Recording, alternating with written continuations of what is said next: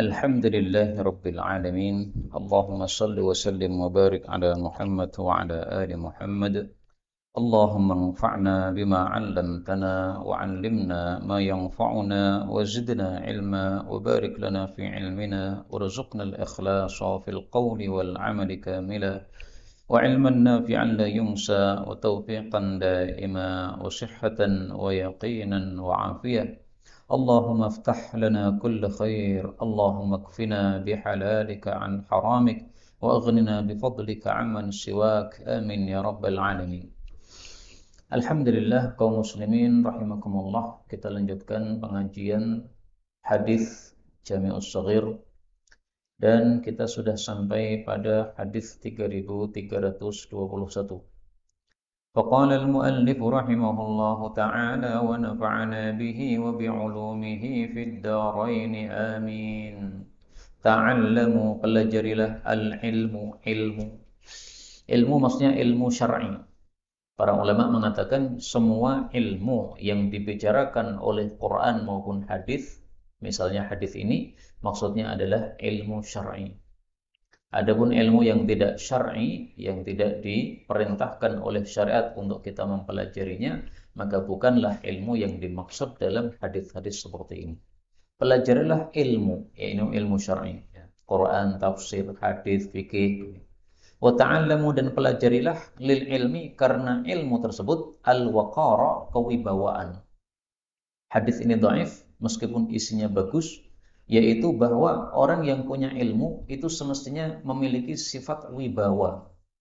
Wibawa bagaimana? Ya jangan bersikap semau gue. Misalnya orang punya ilmu atau seorang kiai atau seorang ustadz, tapi ya-yaan ketika naik kendaraan misalnya. Nah, kan kurang pantas sekali. Sehingga orang akan menegur atau mengatakan, ustadz kok kayak mono, kiai kok kayak mono. Kiai kemudian keluar dari rumahnya nyirami tanaman di luar rumahnya, tapi katok koloran tok. Ini kan nggak pantas, Pak. Ini berarti dia tidak memiliki wakor, kewibawaan. Ilmu yang ada dalam dirinya harus dia muliakan. Bagaimana caranya? Bersikap wibawa. Karena kalau ada orang berilmu tidak bersikap wibawa, menyebabkan orang tidak mau ngambil ilmu darinya. Kiai kok kayak ngono. Akhirnya apa? Orang tidak mau ambil ilmu darinya. Nah, itu sikap dia sendiri yang menyebabkan orang-orang menjauh dari dirinya. Maka maksudnya memuliakan ilmu yang ada dalam dirinya. 3322. Ta'allamu, pelajarilah al-ilma, ilmu yang syar'i, wa ta'allamu, dan pelajarilah lil ilmi, karena ilmu tersebut as-sakinata, ketenangan, wal waqara, dan kewibawaan. Perbedaannya apa antara sakinah dengan waqar?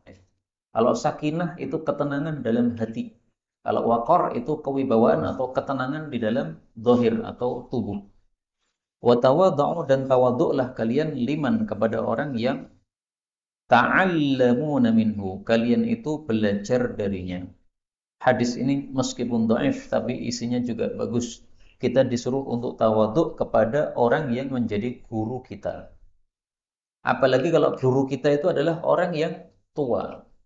Maka dia memiliki dua kelebihan. Kelebihan pertama, usia tuanya. Kelebihan yang kedua, ilmu yang dia miliki. Jadi kita memuliakan dia bukan karena dianya, tapi memuliakan dia karena ilmu yang diberikan oleh Allah Subhanahu wa taala kepada dirinya. Jadi ilmu itu sendiri sesuatu yang mulia. Sehingga berada di dimanapun hendaklah kita tawadhu atau memuliakan terhadap orang yang kita belajar ilmu darinya.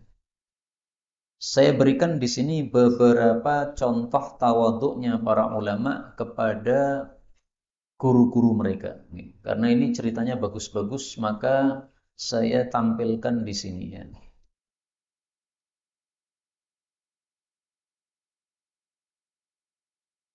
Cerita yang pertama,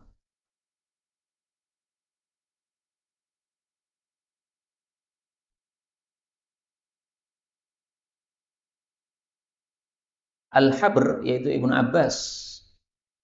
Meskipun dia adalah kerabat Nabi Muhammad SAW, tetapi ketika melihat gurunya Zaid bin Thabit mengendarai kendaraan, maka tali kekangnya itu dipegangi oleh Ibnu Abbas ini.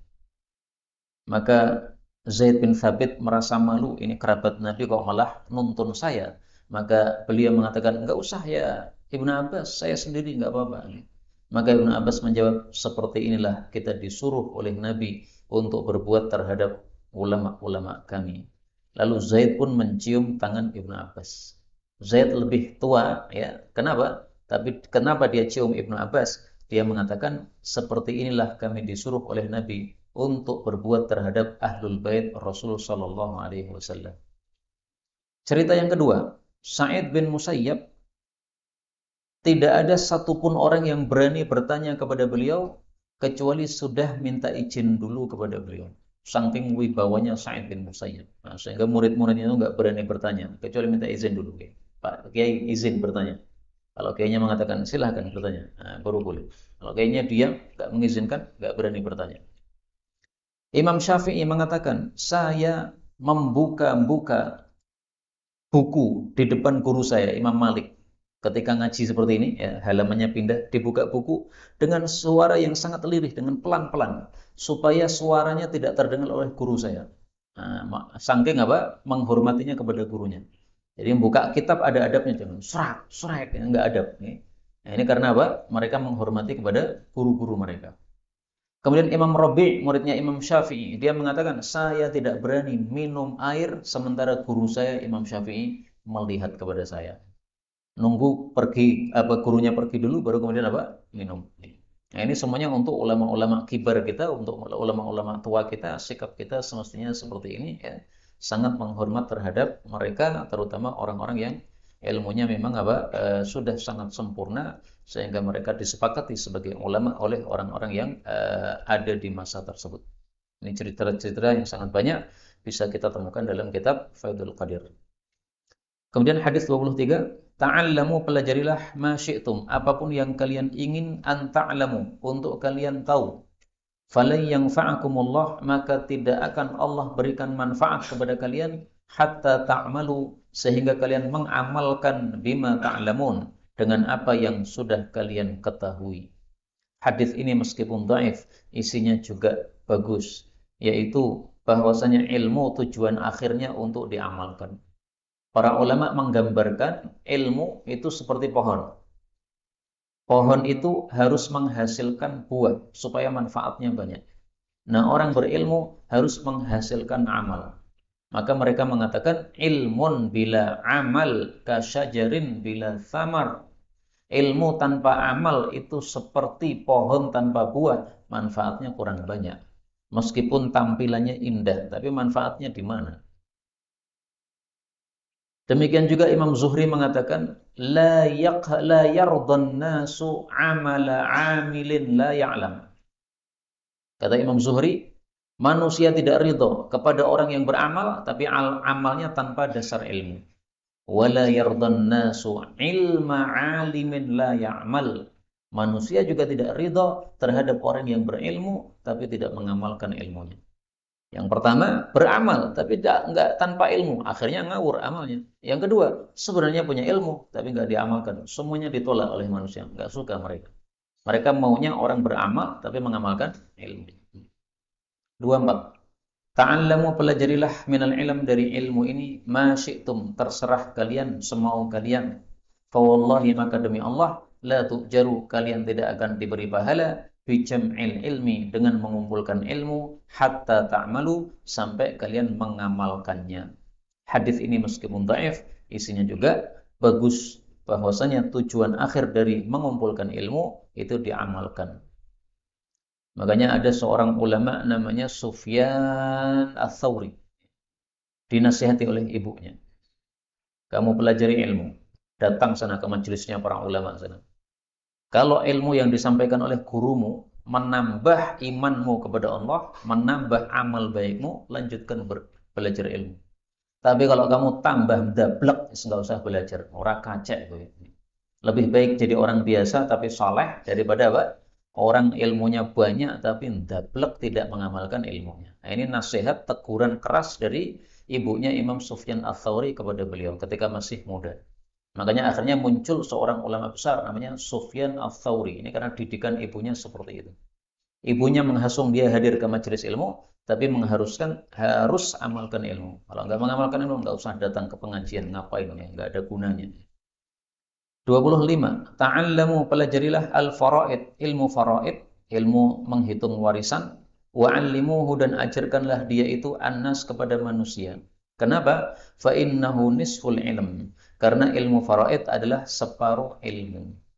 Kenapa disebut separuh ilmu? Karena manusia itu ada dua kondisi, kondisi hidup dan kondisi mati. Ilmu faraid ini berkaitan dengan kondisi mati manusia. Nah, berarti separuh ilmu. Adapun wudhu, sholat, puasa, zakat, ini semuanya dilakukan ketika masih hidup. Nah, itu separuh yang lain. Wahwa, dan ilmu faraid itu yungsa, akan dilupakan. Dan ini sudah terbukti. Banyak orang yang tidak paham ilmu faraid. Maka itulah, menurut hadis ini, ilmu ini akan dilupakan. Wahwa awwalu syai'in, dan itulah yang pertama kali yungza'u, yang akan dicabut, min ummati, dari umatku. Hadis ini kata Suyuti sahih, tapi kata Albani dhaif. Meskipun dhaif, tetapi sesuai fakta, Pak. Ilmu faraid ini termasuk ilmu yang jarang sekali orang yang menguasainya. Termasuk saya mengaku saya tidak menguasai ilmu faraid.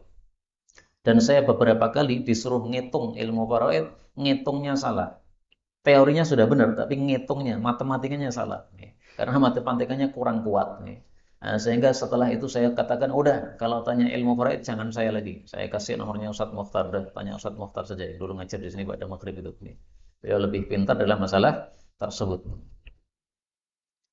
26. Ta'allamu, pelajarilah al-faraid, ilmu faraid, wal Qur'ana, dan Al-Qur'an. Wa'allimu, dan ajarkanlah an-nasa, kepada manusia, fa inni maqbud, karena sesungguhnya saya akan wafat. Hadis riwayat Tirmidzi, meskipun dhaif tapi juga isinya benar. Kata-kata faraid di sini diperselisihkan artinya oleh para ulama. Ada yang mengartikan faraid ini sama dengan hadis-hadis sebelumnya tadi, ilmu faraid. Maka kalau di sini diartikan faraid, berarti maksudnya adalah pelajarilah ilmu faraid dan juga Al-Qur'an, padahal ilmu faraid ini juga termasuk ada dalam Al-Qur'an. Maka ini termasuk dalam bab menyebutkan sesuatu yang umum setelah sesuatu yang khusus. Ilmu faraid ini ada dalam Quran, tapi disebutkan secara khusus. Kenapa? Ilmunya sangat penting. Lalu kemudian disebutkan secara umum, Quran semuanya. Semuanya termasuk ilmu faraid yang ada di dalam. Tafsiran yang lebih bagus menurut Imam Munawi, al-faraid di sini adalah apa-apa yang diwajibkan oleh Allah Subhanahu wa taala. Jadi ilmu yang pertama harus kita pelajari apa? Amal-amal yang wajib. Orang masuk Islam, apa yang terwajib pertama kali dia lakukan? Salat. Nah, pelajarilah salat. Setelah itu apa? Nah, puasa. Pelajarilah puasa. Setelah itu apa? Oh, ternyata dia kaya. Pelajarilah zakat. Apalagi haji. Nah, jadi apa yang wajib-wajib itu harus dipelajari. Adapun yang tambahan-tambahan itu nanti nomor 2. Yang pertama adalah yang wajib-wajib dulu. Nah, ini tafsiran lebih bagus menurut Imam Munawi rahimahullah. Tapi tetap ada dua tafsiran tadi, dan menurut saya dua tafsiran sama-sama bagus, nggak ada masalah ya. Karena kalau diartikan ilmu faraid ya karena apa? Memang ilmu faraid apa? Sangat khusus untuk diperlukan kepada setiap manusia ketika ada kematian. Hadis 27. Ta'allamu, pelajarilah Al-Qur'ana, Al-Qur'an ini, waqra'uhu, dan bacalah Al-Qur'an, warqudu, dan tidurlah. Apa maksudnya? Bacalah Quran dan tidurlah. Maksudnya, jangan tidur kecuali sudah membaca Quran. Artinya sebelum tidur kita tutup hari itu dengan membaca Quran. Contohnya apa? Ayat kursi. Apa lagi? 2 ayat terakhir dari surat Al-Baqarah. Kemudian surat Al-Kafirun. Rasulullah bersabda, bacalah surat Al-Kafirun dari awal sampai akhir. Lalu tidurlah. Sehingga kalau kamu mati, kamu sudah bebas dari kesyirikan. Karena isi surat Al-Kafirun pembebasan diri dari kesyirikan. Jadi maksudnya jangan tidur kecuali pas kita sudah berbaring itu sudah baca Quran. Jangan sampai tidak baca Quran. Maka minimal ya satu doa Bismikallahumma ahya wa amut tambah ayat kursi minimal. Saya sudah biasa Bismikallahumma ahya wa amut, tapi belum biasa baca ayat kursi. Nah, mulai malam ini dibaca. Iqra'u warqutu. Ya, sebelum tidur baca. Fa inna, karena sesungguhnya mathalal Qur'an, perumpamaan Al-Qur'an, liman ta'allamah, bagi orang yang mempelajarinya, fa qara'ahu, lalu membacanya, wa qama bihi, dan dia berdiri salat dengannya. Qama di sini maksudnya salat tahajud. Jadi orang yang bisa baca Quran sepantasnya salat tahajud. Kalau sudah bisa baca Quran, kok tidak salat tahajud? Kekurangan. Apa kata Nabi? Orang yang salat tahajud tadi, kamatsali jirabin, seperti perumpamaan satu wadah mahsyuwin miskan yang berisi minyak wangi misik. Minyak wangi yang paling wangi. Yafuhu yang semerbak rihuhu baunya fi kulli makan, pada setiap tempat. Wa mathalu man ta'allamah, adapun perumpamaan orang yang mempelajari Quran, sudah bisa baca tetapi fayarqut, lalu dia tidur, wa huwa fi jawfi, padahal Quran itu ada dalam hatinya. Artinya dia punya hafalan Quran dan bisa baca Quran, tapi enggak salat tahajud. Itu kamatsali jirabin, seperti wadah uqi'a yang diikat ala miskin, isinya adalah misik. Sehingga minyak wangi misik tadi tidak keluar baunya karena diikat. Sehingga maksud hadis ini adalah orang yang bisa baca Quran sepantasnya salat tahajud. Itu mirip seperti wadah yang isinya minyak wangi misik kemudian baunya semerbak kemana-mana. Manfaatnya banyak gitu maksudnya. Nah, tahajud juga begitu, manfaatnya banyak. Manfaat untuk rumah kita, manfaat untuk diri kita, manfaat untuk keluarga kita. Bahkan juga para ulama katakan, orang soleh itu manfaatnya juga manfaatnya menyebar kepada duwairat, beberapa rumah sekitar rumah dia. Jadi rumah-rumah sekitar dia gara-gara kesolehan orang tersebut yang ada di kampung tadi ikut mendapatkan berkah dari Allah Subhanahu wa taala. Tapi kalau orang bisa baca Quran tapi tidak pernah salat tahajud, nah itu isinya sudah bagus dalam hatinya ini, dalam hatinya ada Qurannya sebenarnya. Tapi sayangnya nggak mau bangun tahajud. Maka itu seperti minyak wangi misik tapi ditutup, diikat. Sehingga tidak ada manfaatnya. Manfaatnya sedikit. Ada manfaatnya kalau dibuka dulu tutupnya sehingga baunya semerbak. Nah, maka mari kita menjadi minyak wangi misik yang semerbak. Hadis riwayat Tirmidzi disahihkan oleh Ibnu Hibban. 28. Ta'allamu, pelajarilah kitab Allah yaitu Al-Quran. Wa ta'ahaduh, dan ulang-ulangilah Al-Quran. Atau jagalah Al-Quran. Kenapa disuruh menjaga Quran? Karena mudah sekali Quran itu lepas dari orang yang sudah menghafalnya. Wa taghannau, dan melakukanlah bihi, dengan Quran. Jadi baca Quran itu disunahkan untuk dilakukan. Berbeda dengan adzan. Kalau adzan tidak ada sunnahnya untuk melakukan. Bahkan Umar bin Abdul Aziz mengingkari muadzin yang melakukan adzan sehingga disuruh berhenti. Kalau kamu tidak bisa adzan datar, nggak usah adzan. Ya, biar ganti yang lain yang bisa. Itu bisa dilihat dalam kitab Sahih Bukhari. Kemudian hukumnya bagaimana kalau adzan dilakukan? Makruh, masih sah, ya. Tapi lebih utama tidak dilakukan. Tapi kalau Quran, taghannau, lakukanlah. Tapi para ulama mengatakan, ya, yang dimaksud melakukan Al-Quran, laisal murad qira'atuhu bil alhan wan naghamat. Bukan membaca Quran dengan lahan-lahan, dengan nada-nada seperti nada-nada nyanyian do re mi fa sol la si do itu. Karena ada orang yang baca Quran dengan nada-nada lagu-lagu musik itu, Pak. Saya pernah melihat dengan mata kepala sendiri. Dia berada di masjid mengajar murid-muridnya, kemudian dia menggunakan jari-jari begini sambil mengatakan do re mi fa sol la si do. Kemudian setelah itu dia membaca ayat Quran sambil tangannya menggerak-gerakkan seperti tadi itu. Saya begitu mendengar, melihat itu langsung pergi saya. Ini orang kiai kayak gini. Ini tidak sesuai dengan ajaran Rasulullah sallallahu alaihi wasallam. Itu sama dengan meremehkan Quran. Do re mi itu nyanyian rendah. Ini Quran sesuatu yang mulia kok disamakan dengan nyanyian, ngawur. Fawalladzi nafsi biyadi, maka demi zat yang jiwaku ada di tangannya, yaitu demi Allah. Lahu, sungguh dia Quran asyaddu tafallutan, lebih dahsyat lepasnya minal makhadi, daripada lepasnya onta bunting fil uqul, di dalam tali. Jadi onta bunting kalau diikat, yaitu caranya kakinya ditekuk, kemudian dikasih ekol. Nah itu kadang-kadang itu lama-lama itu ekolnya lepas. Kalau udah lepas dia lari. Nah, kenapa diserupakan oleh Nabi lepasnya Quran dari orang yang tidak mengulangi hafalan Quran seperti lepasnya unta? Karena unta itu kalau sudah lepas, itu jauh sekali larinya sehingga susah untuk ditangkap. Hampir nyaris nggak bisa ketangkap.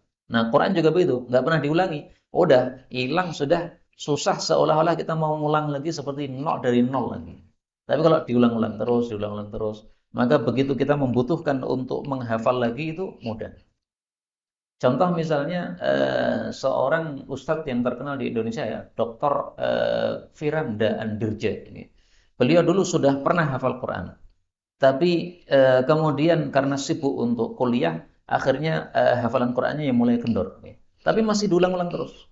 Nah, setiap jenjang S1, S2, S3 naik ini kan ketika mau dari S2 ke S3 ini kan harus setoran lagi hafalan, harus kuat lagi, harus mutqin lagi. Nah, maka beliau berhari-hari ngulangi Quran lagi. Nah, bisa kembali hafalan Qurannya. Kenapa? Karena ya masih diulang-ulang. Tapi seandainya nggak pernah diulang-ulang, dia suruh untuk masuk ke S3 nggak akan berhasil. Kenapa? Hafalannya sudah hilang. Harus ngulangi dari nol lagi. Tapi karena masih diulang-ulang terus, maka insya Allah lebih mudah untuk mengulangi lagi. 29. Ta'allamu, belajarlah min Quraisyin, dari orang Quraisy, wala tu'allimuha, dan janganlah mengajari orang Quraisy.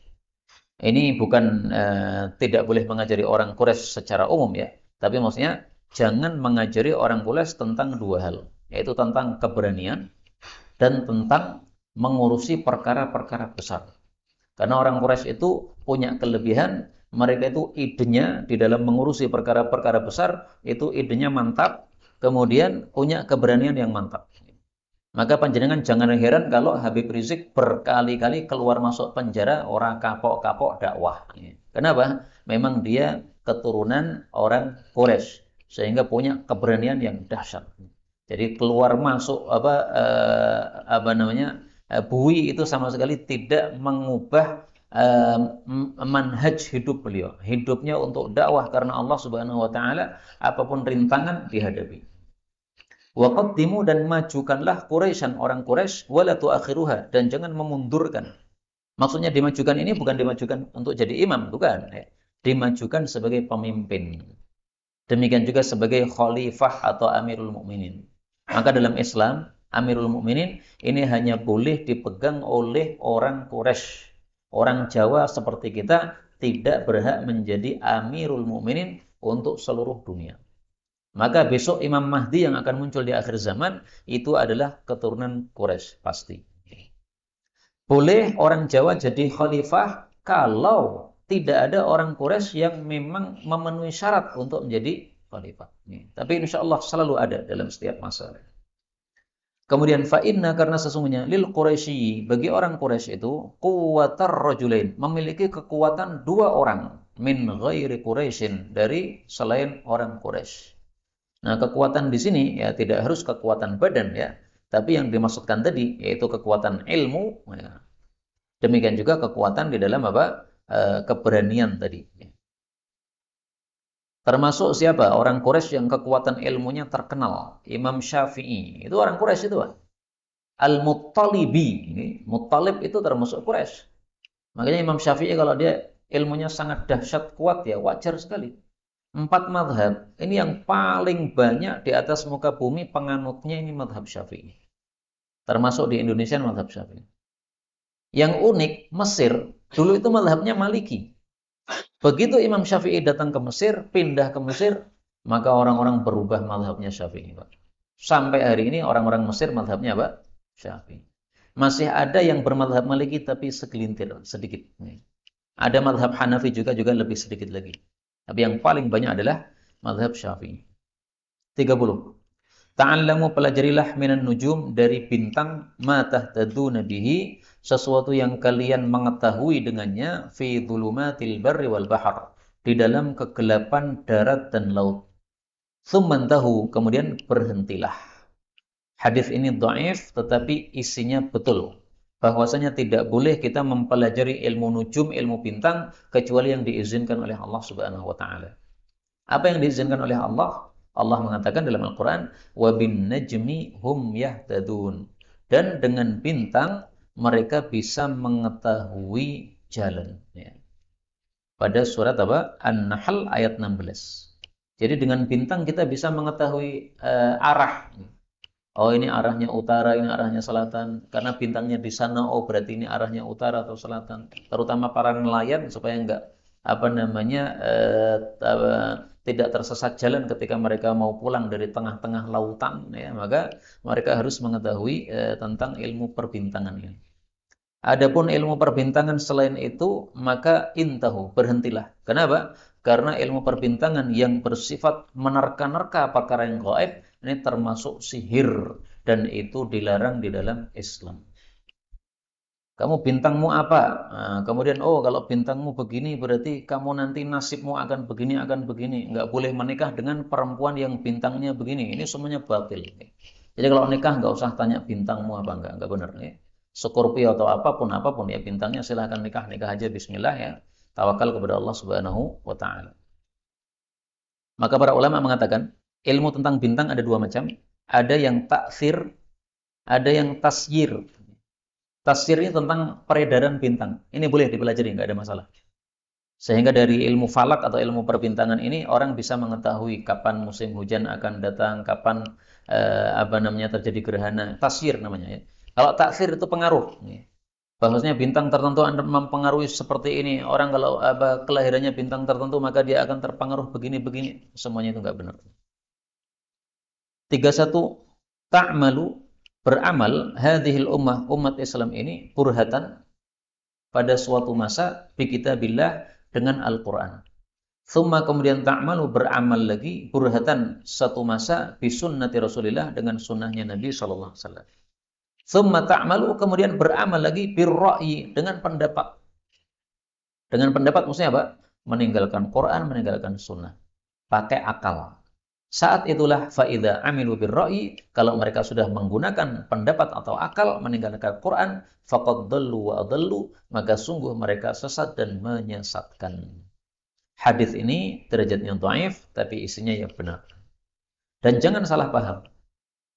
Oh, berarti kitab-kitab fikih itu semuanya itu sesat dan menyesatkan karena fikih itu isinya ra'yu, pendapat ulama. Bukan itu yang dimaksud. Ini maksudnya adalah pendapat yang dipakai padahal ada dalil. Itu yang tercela.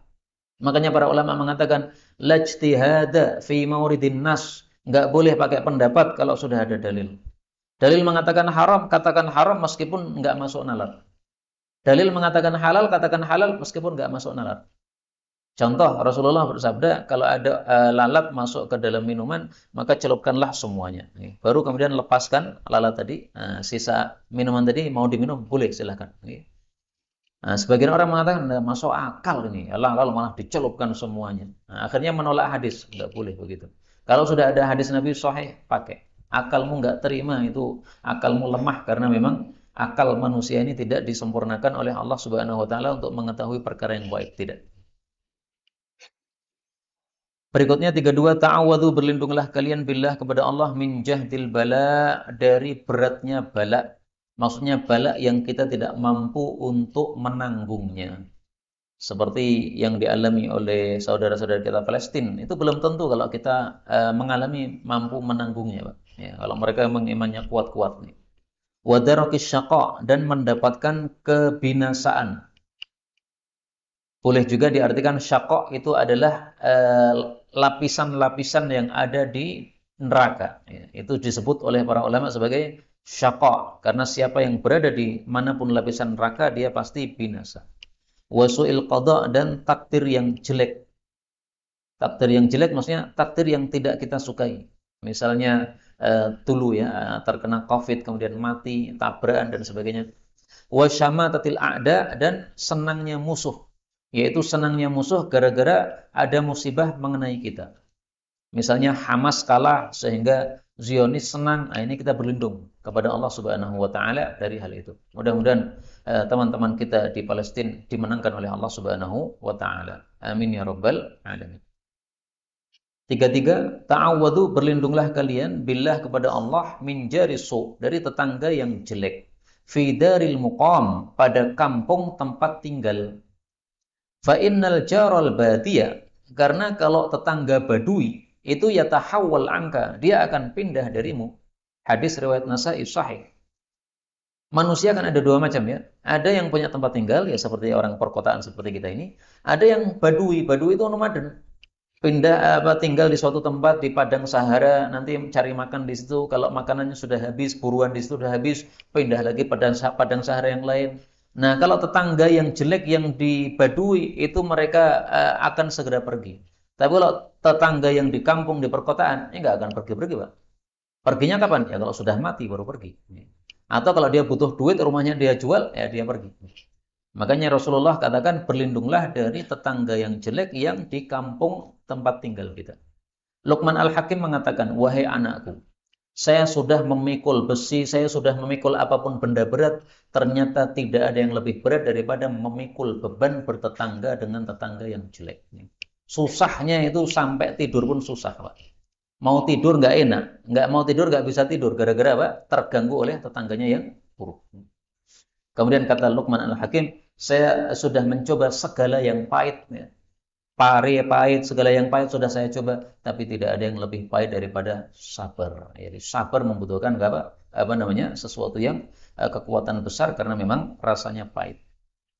34 ta'awwadhu billah, berlindunglah kepada Allah min thalathi fawaqir, dari 3 pembinasa. Fawaqir itu disebut pembinasa karena dia meremukkan faqiratul dhuhr, meremukkan tulang punggung. Ya, maka apa? Disebut pembinasa. Yang pertama apa? Jarasu'in, tetangga yang jelek. Jarisu'in, tetangga yang jelek. In ra'a khairan, kalau dia melihat kebaikan, katamah, dia menyembunyikan, tidak menceritakan. Wa in ra'a syarran, kalau dia melihat keburukan, ada'ah, dia siar-siarkan. Yang kedua, wa zaujata su'in, istri yang jelek atau suami yang jelek sama saja ya. In dakhalta 'alaiha, kalau kamu masuk kepadanya, lasanatka, dia akan mengganggumu dengan lisannya, menyakitimu dengan lisannya, nyelekiti dengan lisannya. Mestinya istri itu ketika menyambut suami itu dengan senyum, dengan ucapan yang baik. Kasihan kan suami sudah kerja keluar rumah untuk cari nafkah, lelah-lelah disambut dengan ucapan jelek, ini kan kasihan banget. Mestinya disambut dengan apa? Kebaikan, dengan senyuman, dengan teh hangat dan sebagainya. Jadi sama-sama mengerjakan fungsinya masing-masing. Kemudian wa in ghibta anha, kalau kamu pergi dari istri tadi, khanatka, dia akan mengkhianati kamu. Nah, kemudian main dengan laki-laki yang lain atau mengambil uangnya suami, ini khianat. Yang ketiga wa imami su'in, imam yang jelek, pemimpin yang jelek, presiden yang jelek. In ahsanta, kalau kamu berbuat baik, lam yakbal, ya, enggak terima kebaikan kamu. Wa in asa'ta, kalau kamu berbuat salah, lam yaghfir, dia tidak memaafkan kesalahanmu. Ini hadis dhaif juga. 35, ta'awwadhu, berlindunglah kalian billah kepada Allah Ta'ala minar raghab, dari raghab. Raghab ini ada 2 tafsiran. Tafsiran yang pertama, raghab itu adalah asyar. Asyar itu adalah orang-orang yang memungut pajak. Jadi di dalam Islam itu tidak ada syariat memungut pajak. Pemerintah nggak boleh memungut pajak. Kenapa? Sudah ada syariat mengambil zakat, menarik zakat. Pajak menurut mayoritas para ulama boleh diambil dengan syarat diambil untuk dikembalikan ke rakyat. Pajak motor untuk apa? Menghaluskan jalan. Kalau pajak motor ditarik tapi jalan tidak halus, nggak usah narik pajak. Nggak ada fungsinya berarti ini. Yaitu sebenarnya sudah dipakai untuk menghaluskan jalan, tapi masih ada yang bolong-bolong. Kenapa? Karena pajaknya banyak kebocoran di situ. Misalnya masuk 100.000, tapi yang dipakai cuma 50.000, bocor 50.000. Nah, itu kesalahan di situ. Tafsiran yang kedua, raghab itu adalah banyak makan dan jima dan tidak pernah puas sama sekali. Ini satu penyakit. Makan nggak pernah kenyang, sehingga makan 3 kali nggak cukup. Sehingga dia makan terus-menerus. Ini satu penyakit. Kita disuruh berlindung dari penyakit tersebut. 36. Taghtiyatur ra'si, menutupi kepala, bin nahar, di waktu siang, fikhun, itu adalah berarti paham. Wabil laili, tapi kalau di malam hari, ribatun, itu berarti mencurigakan. Hadis ini juga dhaif. Maksudnya kalau ada orang malam-malam kok nutupi kepalanya, nah ini mencurigakan. Pasti dia menghendaki suatu keburukan. Kalau tidak menghendaki suatu keburukan, ngapain malam-malam ditutupi? Oh, enggak panas. Tapi kalau siang-siang kepala ditutupi, maka itu adalah fikhun, paham. Apalagi di bangsa Arab ya, kan panas sekali kan. Kenapa orang yang menutupi kepala di siang hari disebut paham? Karena dia tahu bahwasanya menutupi kepala di siang hari itu menjaga kesehatan tubuh kita. Jadi orang keluar dari rumahnya naik motor pakai helm, itu berarti orang paham itu, Pak. Paham bahwasanya orang berkendara itu perlu dia menjaga kepalanya. Kepalanya ini bukan milik kita. Kepala kita ini milik Allah, titipkan kepada kita. Sehingga saya itu heran, anak-anak sekolah SMA ya, naik motor di jalan raya tanpa helm. Ini orang-orang nggak paham. Dikira dasnya dia, mohon maaf, kepalanya dia itu adalah kepala milik dia. Bukan. Ini badan kita, ini miliknya Allah Subhanahu wa taala. Titipkan sama kita. Sehingga kita harus menjaganya. Maka saya nggak setuju orang-orang naik motor di jalan raya tanpa helm. Nggak setuju saya. Ini sama dengan tidak menjaga apa? Kepala yang sudah dititipkan oleh Allah Subhanahu wa taala. Kalau terjadi tabrakan, kemudian dia jatuh itu kalau kepelindes sampai itu roda mobil itu bisa remuk kepala, Pak. Tapi kalau ada helm, maka insya Allah lebih terjaga. Kemarin saya lihat seseorang jatuh. Kemudian setelah jatuh itu ada mobil lewat. Alhamdulillah dia tarik kepalanya begini. Seandainya nggak ditarik kepalanya itu sudah kena. Dan alhamdulillah pakai helm. Sehingga ketika jatuh ke aspal itu kepalanya tidak ada luka sama sekali. Nah, ini menjaga apa? Kepala ini termasuk fikhun. Itu berarti paham. Selain itu, kita temukan hadis yang sahih dalam Sahih Bukhari bahwasanya Rasulullah pernah pada suatu siang itu pakai tutup kepala, mutaqanni'an. Maka siapa yang menutupi kepalanya pada siang hari karena kepanasan kan dengan niatan mengikuti sunnah baginda Nabi, perbuatan baginda Nabi, maka ini mendapatkan pahala. Ini hadisnya nanti dilihat pada Bukhari 3905 ya. Bahwasanya tatkala Nabi SAW bahwasanya tatkala para sahabat sedang duduk-duduk, tiba-tiba ada seseorang mengatakan, ini adalah Rasulullah mutaqanni'an. Beliau pakai tutup kepala. Fi sa'atin lam yakun ya'ti Nabi. Ini ada satu waktu yang dimana Nabi biasanya nggak pernah datang pada jam seperti ini, yaitu pada waktu habis duhur. Nabi kok datang waktu habis duhur? Ini ada apa ini? Biasanya beliau nggak pernah bertamu jam segitu itu, karena itu mengganggu apa? Pemilik rumah. Maka Abu Bakar mengatakan ini pasti perkara penting. Ternyata betul perkara penting sekali yang Rasulullah SAW beliau ingin menjelaskan bahwa kita harus pergi dari Mekah ini sesegera mungkin karena sudah diizinkan untuk hijrah ke Madinah. Nah, maka inilah dalilnya bahwa kita pakai tutup kepala pada siang hari. 37. Tuftahu dibuka abwabus sama pintu-pintu langit wa yustajabu doa dan dikabulkan doa fi arba'ati mawatin pada 4 tempat. 1. Indal tiqa'is sufuf ketika berjumpanya saf-saf yaitu saf musuh dengan kaum muslimin fi sabilillah dalam medan jihad fi sabilillah. Yang kedua wa inda nuzulil ghaits dan ketika turun hujan. Yang ketiga wa inda iqamatis shalah dan ketika ditegakkannya salat. Baik itu salat 5 waktu maupun salat-salat yang lain. Ada 2 tafsiran. Yang keempat, wa inda ru'yatil Ka'bah dan ketika melihat Ka'bah. Ini hadisnya dhaif. Dan saya tidak mengetahui yang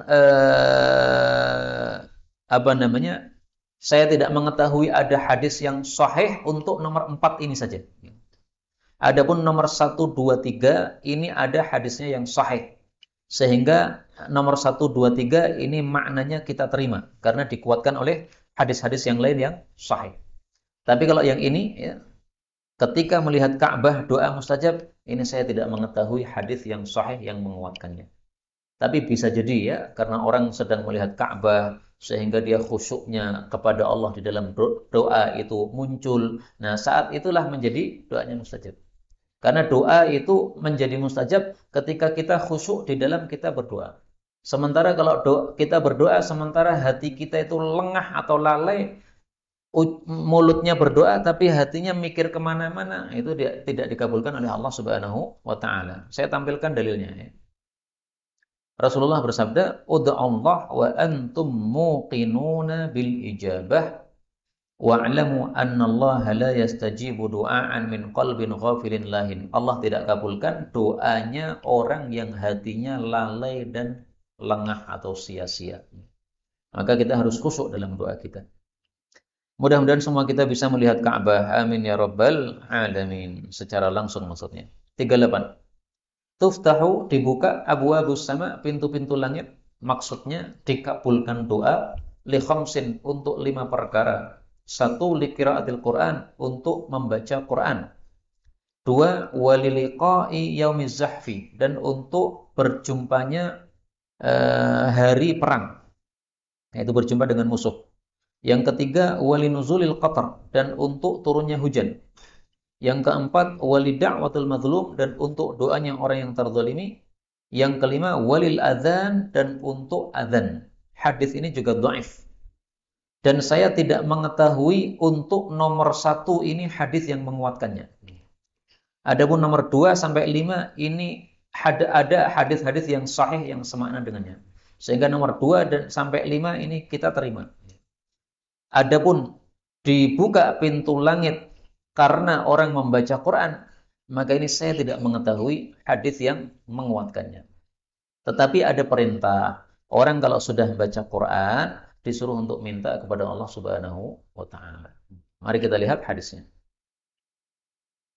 Man qara'al Qur'an falyas'alillaha bih. Siapa yang telah membaca Al-Qur'an, hendaklah minta kepada Allah dengan sebab bacaan Qur'annya tadi. Kenapa? Bukan karena doa mustajab, bukan, tapi karena nanti akan datang orang-orang yang membaca Qur'an, mereka minta upahnya kepada manusia. Nah, sebelum ada orang-orang jelek seperti itu, maka kalian lakukan kebaikan dalam membaca Qur'an, yaitu minta kepada Allah Subhanahu wa taala. Kemudian ada satu faedah, ya. Yang saya barusan mendapatkan faedah ini dari guru saya, seorang ulama ahli qiraat, Syekh Busa'ab dari Maroko. Beliau mengatakan, la tukallimil musalli wal qari. Kamu jangan bicara kepada orang yang sedang salat maupun orang yang sedang baca Quran. Kenapa? Fal musalli yuhadditsu rabbah. Karena orang yang sedang salat itu sedang bicara kepada Allah Subhanahu wa taala. Wal qari yuhadditsuhu rabbuh. Adapun orang yang sedang baca Quran, ini sedang diajak bicara oleh Allah Subhanahu wa taala. Maka jangan diganggu. Maka kalau ada orang sedang baca Quran, kita perlu kepadanya gimana caranya? Pegang. Setelah dia pegang, kita pegang, dia akan paham. Oh, dia akan bicara sama kita. Nah, dia akan melanjutkan sampai akhir ayat. Selesai ayat, kemudian akan bertanya, ada apa? Nah, kalau bicara sudah selesai, kemudian dia membaca Quran lagi, disunahkan untuk ta'awud lagi.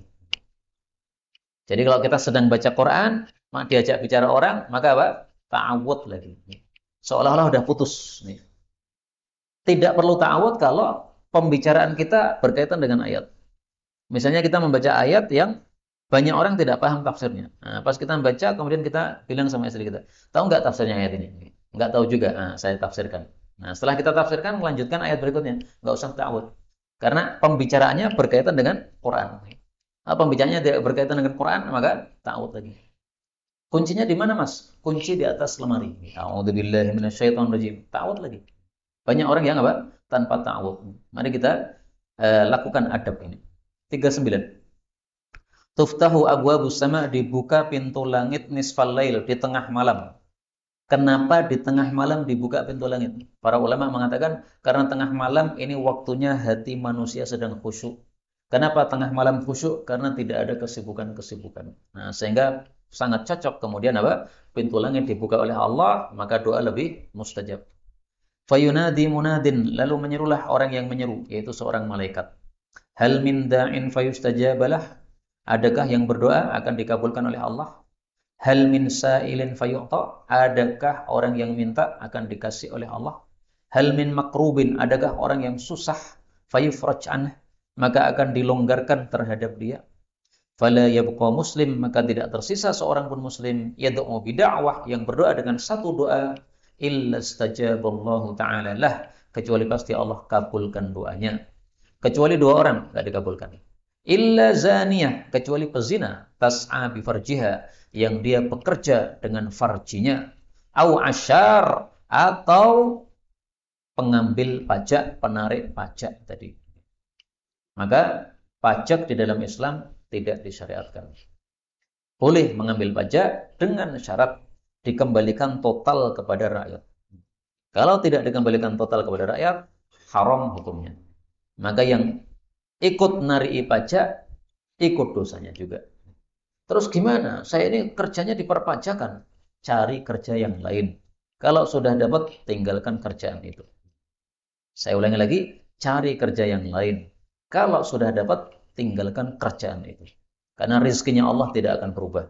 Setiap kita lahir, waktu lahir itu sudah ditetapkan oleh Allah. Rizkimu besok sekian-sekian. Kita mau kerja halal atau kerja haram, tetap rezeki nggak berubah. Jadi kalau kita cari kerja yang halal, ya rezekinya tetap akan seperti itu. Saya teringat saudara kita yang barusan keluar dari penjara, Munarman. Dia mengatakan, saya selama di penjara 9 bulan, penjara yang dulu, itu ternyata rezeki saya itu nggak berubah.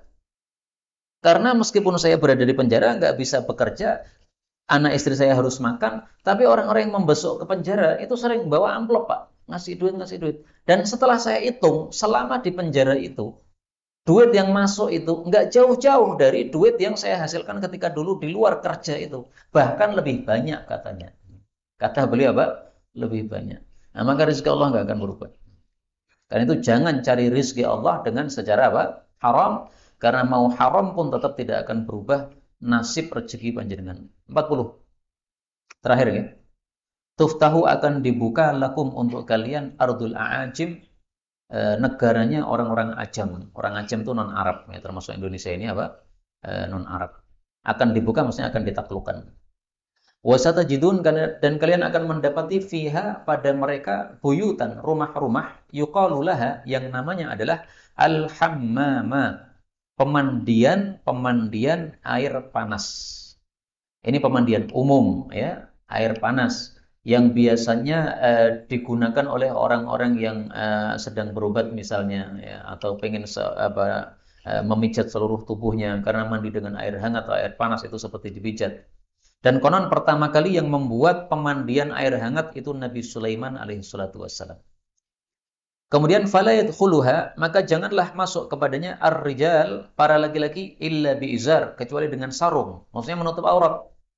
Jadi boleh panjenengan ke kolam renang, tempat pemandian umum, tapi pakai sarung, menutup aurat, atau pakai celana, menutup aurat.